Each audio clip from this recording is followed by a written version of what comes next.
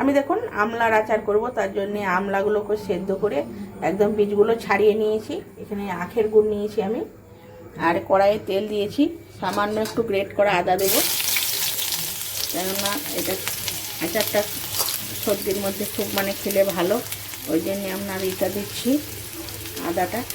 তারপরে আমলাগুলো দিয়ে দেবো। নুন দিয়েছিলাম, নুন দিয়ে ভালো করে ভেজে নিয়েছি আমলাটা।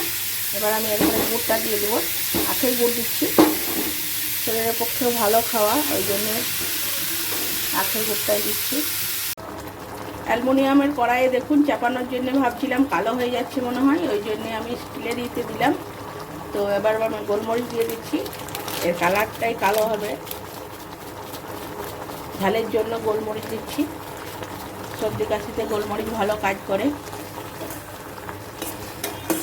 দেখুন আমার কিন্তু আচারটা হয়ে গেছে, তো আমি দেখুন দেখাচ্ছি।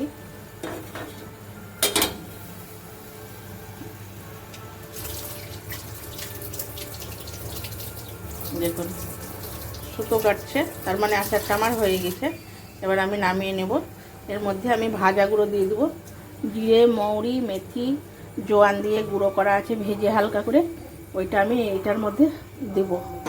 তো দেখুন আমি গুঁড়ো মশলাটা দিয়ে দিয়েছি। তো এটা টেস্টের জন্য দিয়েছি, আর এটা শরীরের পক্ষেও ভালো, তো ওই জন্যে দিয়ে দিচ্ছি আচারে। ফ্যাটও কমবে, সব কিছুই কমবে এটা দেওয়া থাকলে।